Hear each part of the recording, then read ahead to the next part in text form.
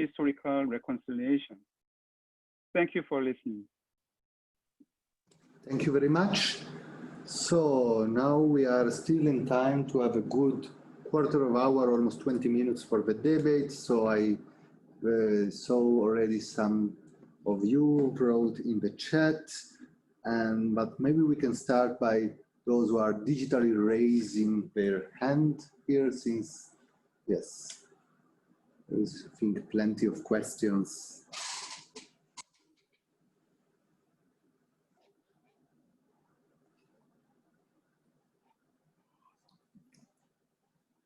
I saw, for instance, a question from Abdelghani El Husseini, wanted to say already something in the previous session and we did not have a possibility. Now I think it's a good moment for you.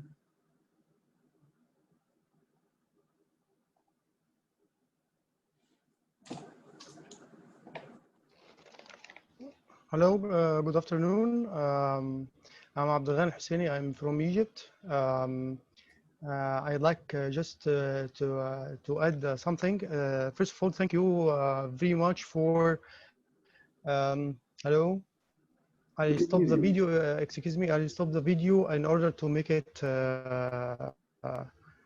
easy for the internet. Okay.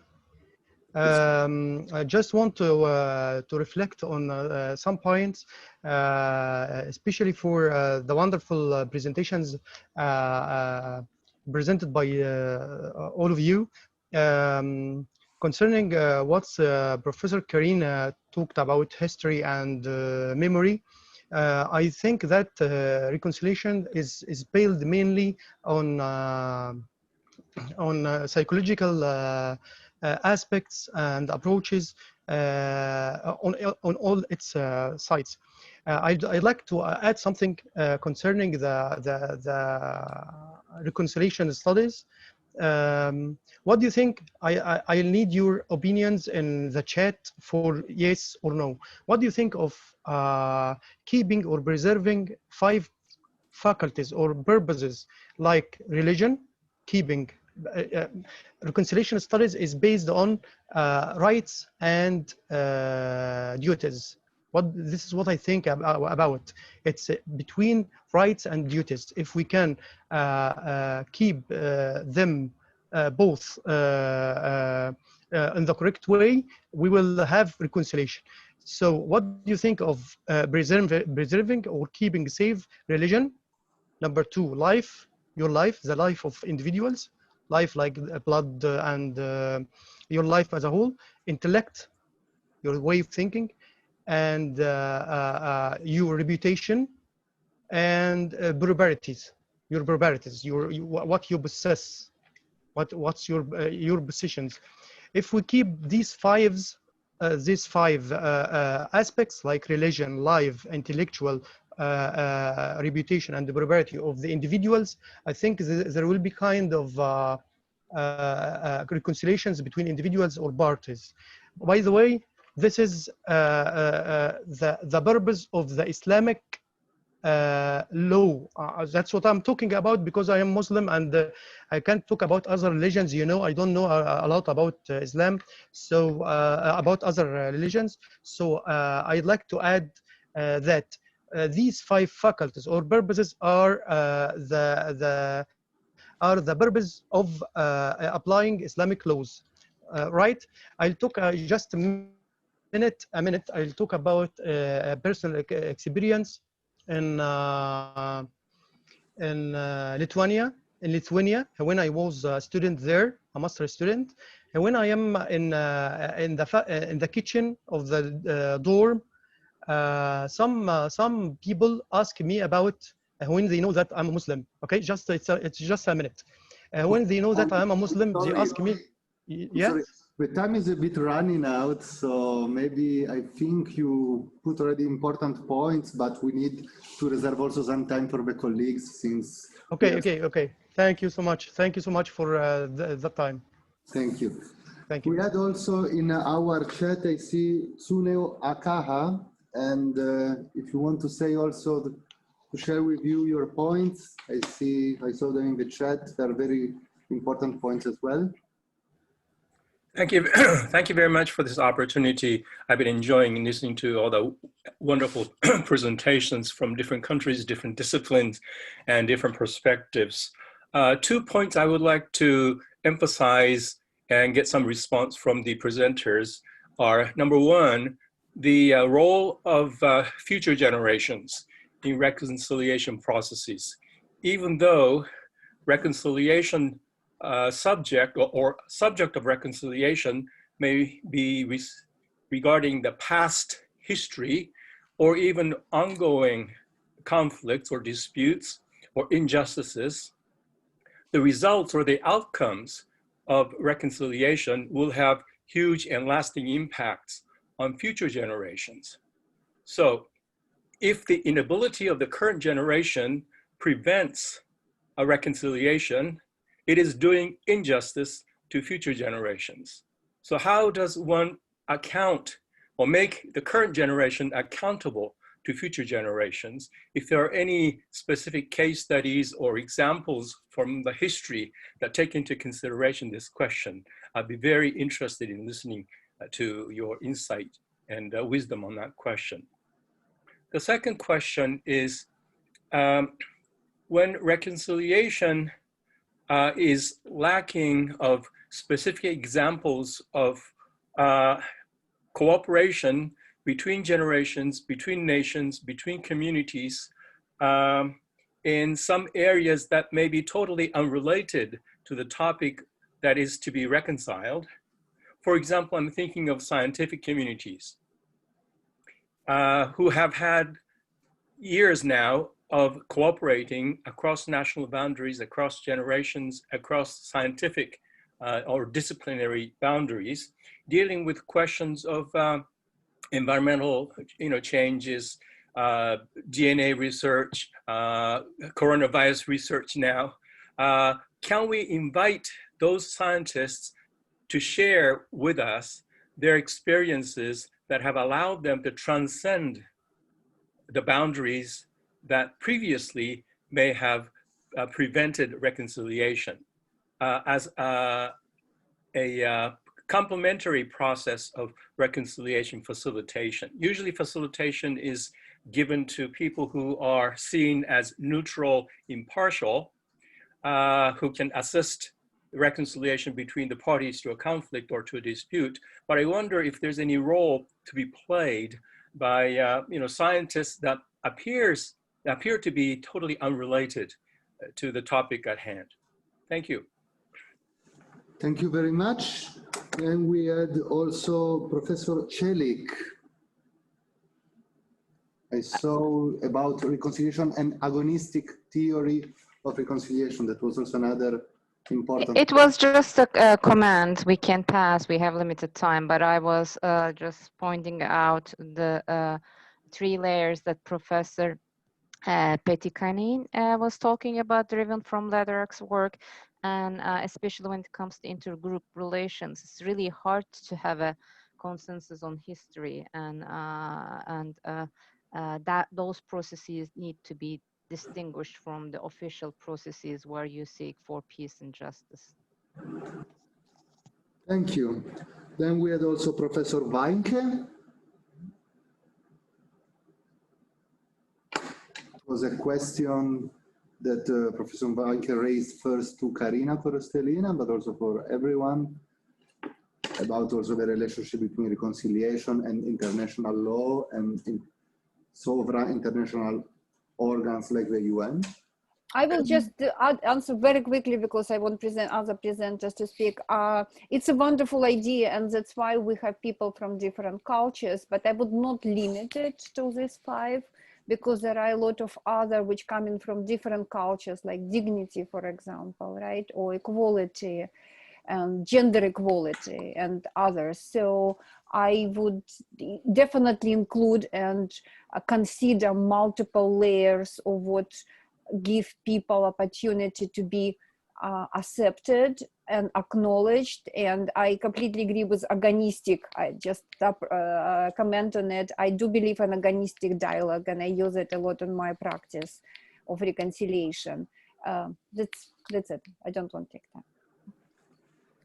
So thank you very much. Then I see also some observations and questions from Tom Sommer.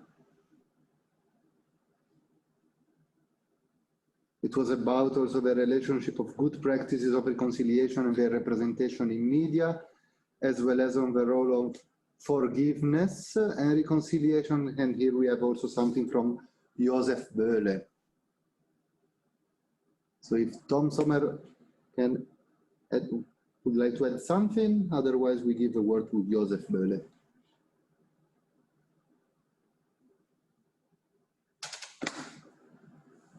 Are you still online?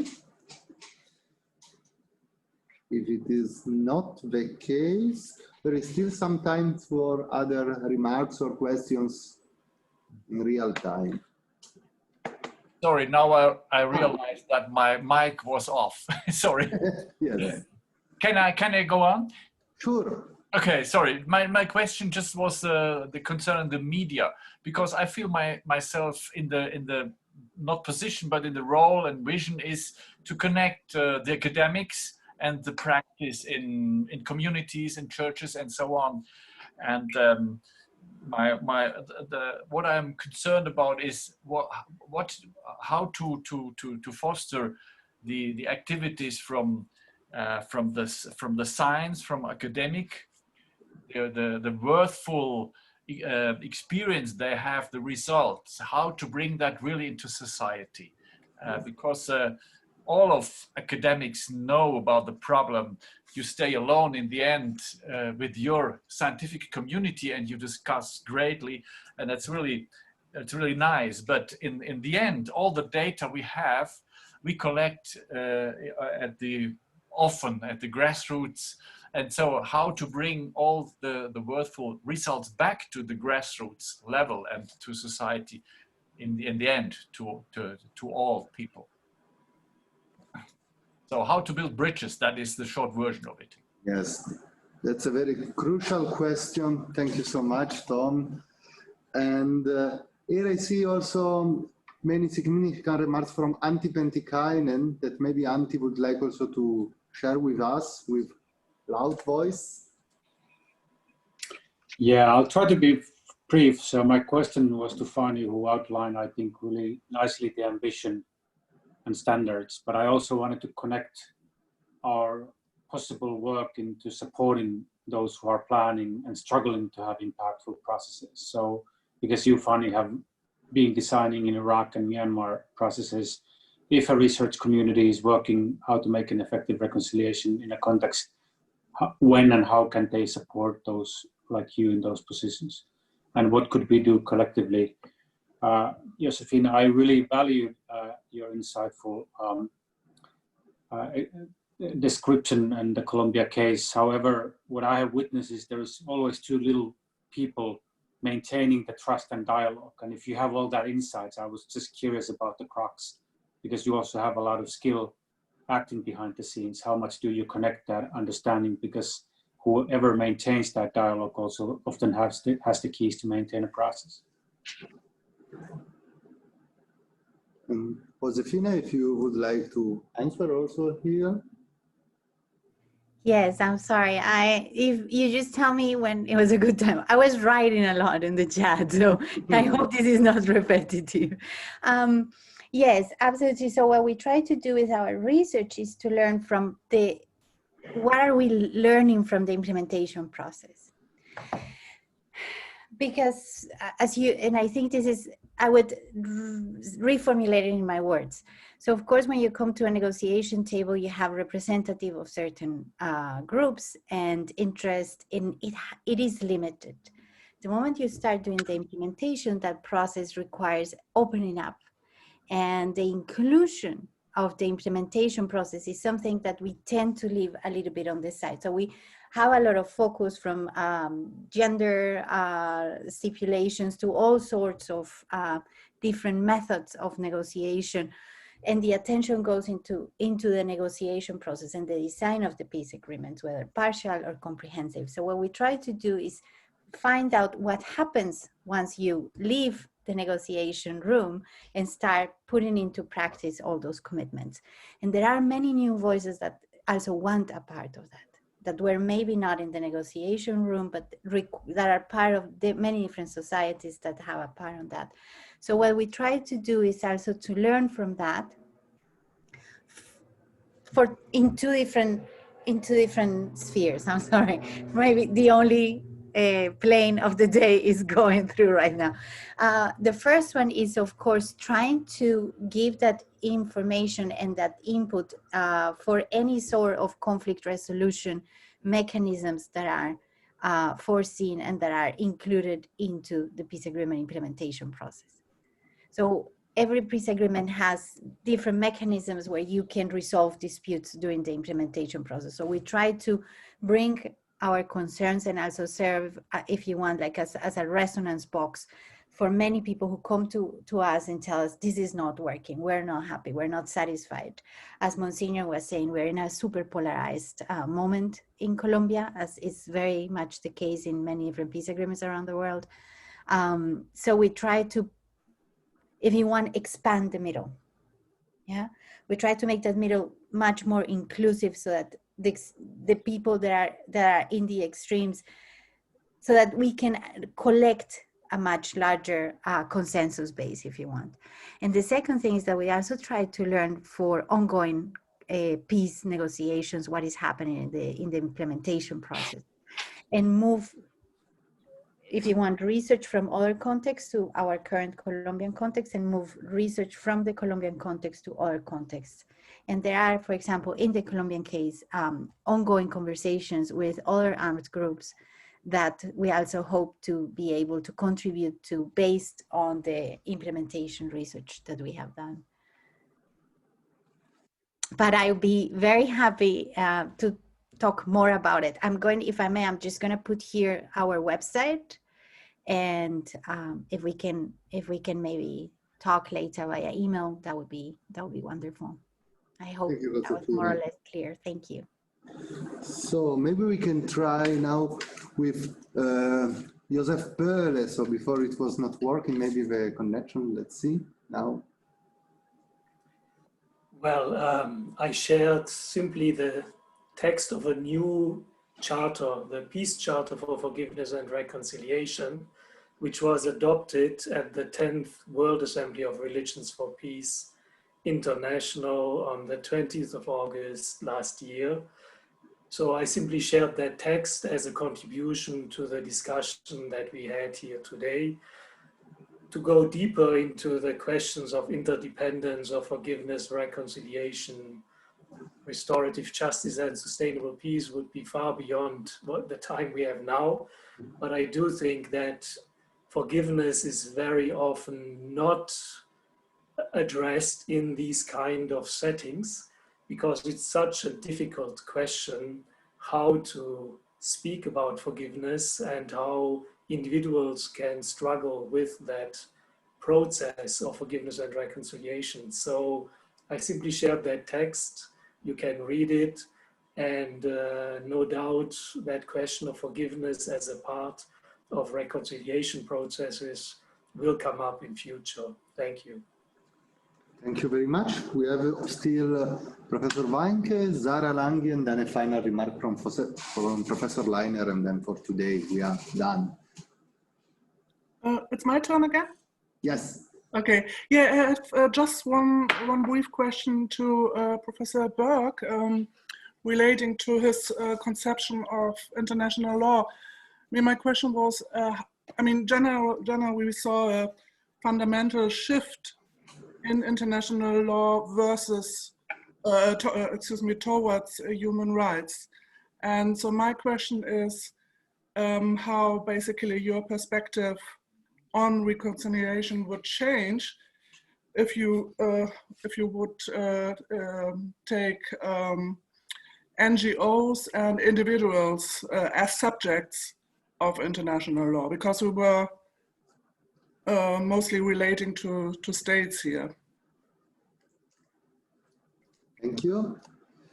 Now we have. Shall I answer? Yeah. Oh yes, it's.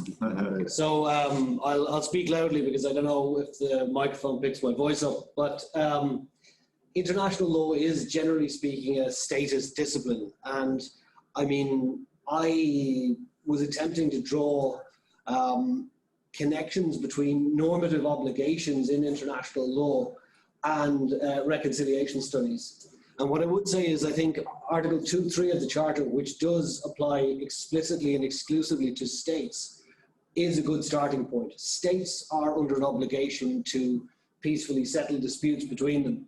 Now, with regard to the development of international law, typically, as you've said, human rights have gained great strides since the 1940s, but international law hasn't come to the stage that there is a huge level of obligations incumbent upon individuals. We don't have human duties, if you like, to accompany human rights. Somebody mentioned things like international crimes and crimes against humanity and so on. We have an evolving discipline of international criminal law, but that's extremely exceptional. Generally speaking, the bearers of obligations in international law are the states. NGOs have virtually no place, no role to play whatsoever. International organizations have a limited role, and human beings have a still more limited role. So if you're looking to talk about obligations and linking reconciliation studies to obligations, the obligations typically rest upon states. Thank you so much. Now we have Zara Langi. Hello, everyone. It's a great opportunity to be among you all. I'll go ahead right straight away to my questions. I was wondering, when hearing all of you speaking about the reconciliation studies, how is it possible to, and the fact that reconciliation studies are is primarily interdisciplinary, I was reflecting on the fact that we need to reconcile between disciplines. Some of the disciplines that were mentioned have conflicting premises and approaches that needs to be addressed and reconciled. Also, reconciling academia with practices. I myself a practitioner in reconciliation in Libya, and I see there's a great gap between academia and the right practice and on the ground. So I think a lot needs to be addressed and listening more to practices. Also, another issue to reconcile tracks. In peace negotiations, we talk about multi-trackism. However, we tend to still work in silos, and there's no coherence nor coordination, and in your, to use your term, no reconciliation. So that's something that needs to be addressed. Also, the need to reconcile approaches. Many of you have been referring to human rights-based approach, and especially as at a moment when globalism and multilateralism is, and the whole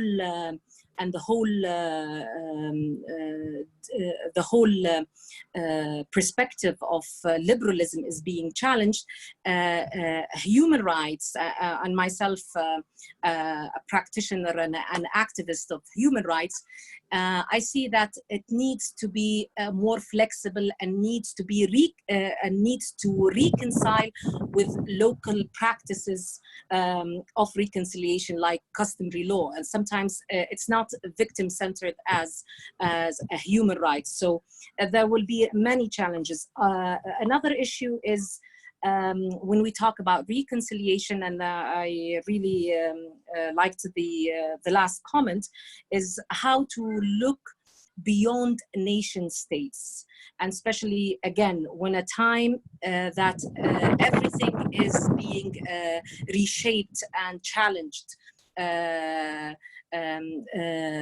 What human rights, what reconciliation, it's not only state-centered.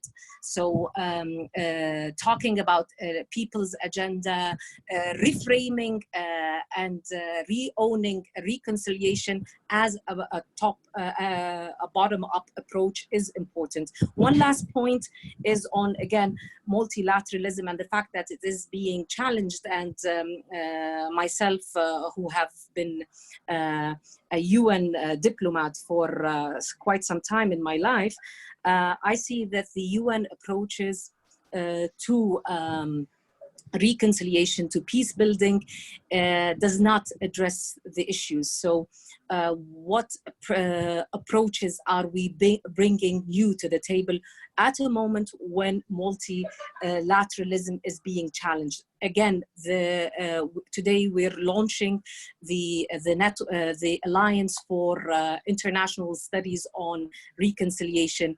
We need to redefine the relationship between the North and South. So a lot that has to be done in our perspectives and to be reconciled. Thank you very much for this opportunity.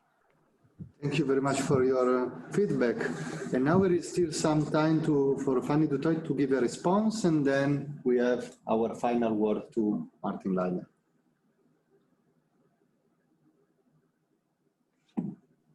Fanny Dutoit. Thank you, Martin. I would like to hello, yeah? Can everybody hear me? Okay. I'd like to go back to Neo Akar's very interesting suggestions earlier. I think future generations have a leading role to play. I think in my own country, every time there's been lasting change, it was pioneered initially by the youth in our country. And I think the challenge is to harness this energy productively and to harness it in such a way that it doesn't lose its cutting edge and revolutionary content, but that it doesn't become self-destructive. One of the things we're trying to do is to introduce reconciliation studies also into the curriculum, so that school children in South Africa are aware of the truth and reconciliation process, that they know that horrible things had happened in South Africa, and that should be avoided in the future.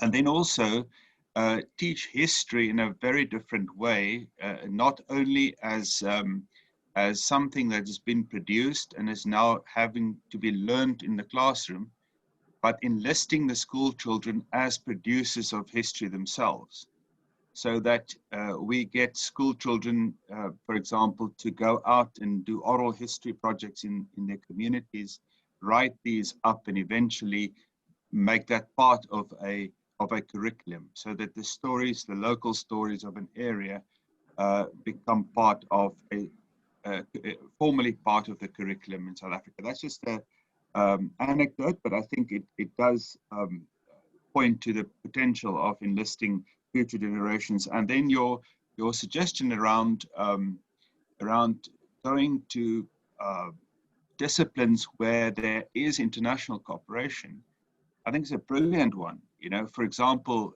medical research and so on.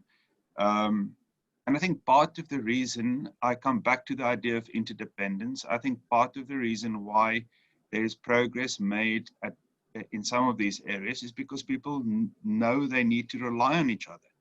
They know so-and-so in Germany has developed this part of the theory, I'm working on that part, and together we can find a solution. And you know, I think in reconciliation studies, we've been slow on the uptake. And yes, I think there is a resurgence, or there's a denial of multilateralism in the world at the moment by those political leaderships that have traditionally supported multilateralism, but that should not concern us too much. I think we are, the politics of the day will change. I think multilateralism is a fact of life. It always has been and will remain one. So I think we can certainly learn from other disciplines such as the medical environment and so forth. Also about what had gone wrong if in those areas. I think, Antti, to your question, what, you know, if we are sympathetic to local people and try and empower them, What is our role in helping them to design processes, etc.? And what can researchers do, both in Iraq and in Myanmar so far? My experience has been that the weakness of reconciliation processes have been twofold. The first is that they have failed to facilitate process. They are good at trainings. There's infinite trainings on reconciliation. My word, if I have to list the number of trainings that people present on reconciliation concepts and this and that and the other, but that is not process. Process is not a training on reconciliation. A process is a transformative process where people take agency within their community for a more cooperative, productive life for everybody in that community. If you ask that question in Myanmar's Rakhine province, where we know the Rohingya has been driven out brutally by the Tatmadaw in 2007, what does it mean now in terms of Muslim, Buddhist and Hindu relations and Christian relations there? Then you have to talk process. So, and then I would say that it's counterproductive. Come with models like a TRC. This is how one does a TRC 101. One can tell stories about what other people have done, but then design something with people for them in their context that draw on the best practices elsewhere, almost like a decentralized truth commission or a revamped truth and reconciliation process. Just remember the Truth and Reconciliation Commission in South Africa was not something that had been done before. It was something the South Africans had innovated on the Latin American experience, and it was something that fitted our purpose. So suddenly it became a model. I don't think it was ever meant to be a model. It was on the hoof. So I think, and then I just want to say, I think the most interesting research in reconciliation globally is done with people that work closely with reconciliation teams on the ground, that are indigenous people, insider mediators. I think that you're pushing that term, very, very important term, for right reasons, and that help them define their concepts precisely and track their causalities. Does this lead to that? What does this lead to? Under which conditions does this lead to that? And that comes back to the concept of process. So I think it's a very important, and unless we do that work, that specific work in different processes, we're not going to be able to do comparative analysis properly. Thank you. Thank you very much. So, Martin Leiner. Yeah, thank you, everybody. Now in Japan, it's probably very late already. And thank you so much for staying with us around this world. We were about 100 participants in this conversation. And this is also a remarkable thing that we all could be part of such a conversation. And thanks everybody to being part of this. I want to invite you to be with us tomorrow at half an hour later. It's 1:30 in Central European time. And then we have other presentations. You received all the program with Sami Adwan beginning and at the end with Pumla Gobode Madikizela talking. And then I would also like to say something about the foundation of the establishment of the association, the International Association for Reconciliation Studies, which then will take place, unfortunately not directly with you, but in an offline event for legal reasons, but we will talk about this establishment as well tomorrow. So maybe Toyomi and Karina, you want also to add something? I have finished and I'm very thankful for this day and this very important input also by all the discussants. Thank you very much. I just want to say thank you, and so good to see every one of you, and hope to see you all tomorrow. Yeah, me too. Thank you everyone for having a very great discussions. I learned a lot. Thank you so much. And thank you, Francesca, for leading us through all of it. Thank you so much for joining the conference and for all your contributes. I'm happy that we are seeing each other already tomorrow. So then in few hours we will be back. So see you at 1:30 p.m. Central European time for the second session of the Foundation of the International Association for Reconciliation Studies. And goodbye and good night. Okay. Bye.